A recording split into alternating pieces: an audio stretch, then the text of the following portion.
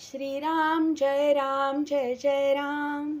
श्री अनंतकोटी ब्रह्मांड नायक राजाधिराज सच्चिदानंद सद्गुरु श्री ब्रह्मचैतन्य महाराज की जय. जय जय रघुवीर समर्थ. श्रीराम. श्री ब्रह्मचैतन्य गोंदवलेकर महाराज प्रवचन 21 एप्रिल. सत्समागम म्हणजे संत सांगतील त्याप्रमाणे वागणे.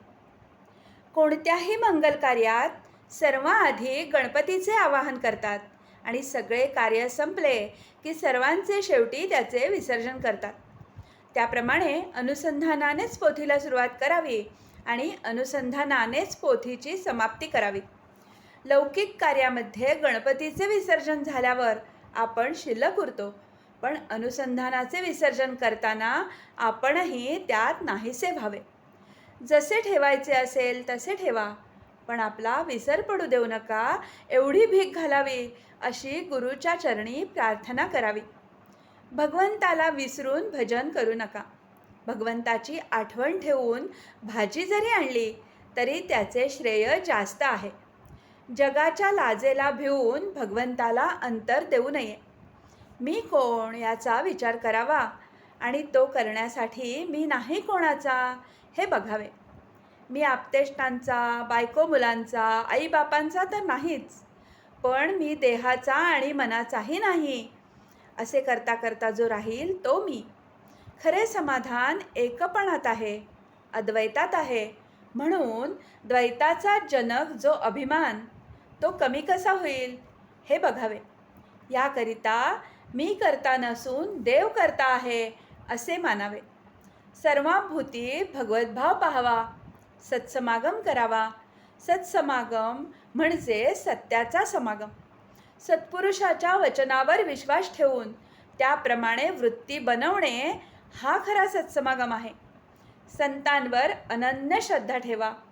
त्यांच्या चालीने चाला. त्यांच्या समागमात दैन्य मानू नका. जे तुमची एकसारखी विषयातली नडच भागवतील ते संत नव्हेत. खरे संत विषयाची आसक्ती कमी करतात. अशा संताला शरण जावे. निर्विषय चित्त संतांनाच करता येते.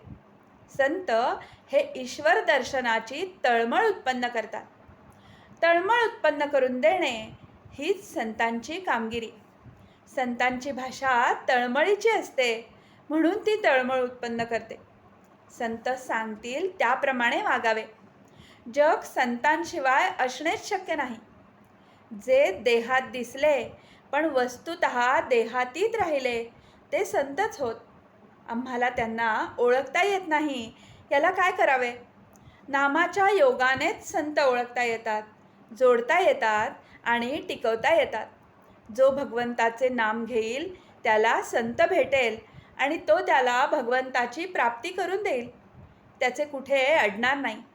पण जो नुसत्या शब्दज्ञानाच्या मागे लागेल त्याला आसक्ती सुटणार नाही आणि त्याचे जीवन सार्थकी लागणार नाही. आजचे बोधवचन. संतांच्या पदरात पडले की तो आपली लाज राखतो.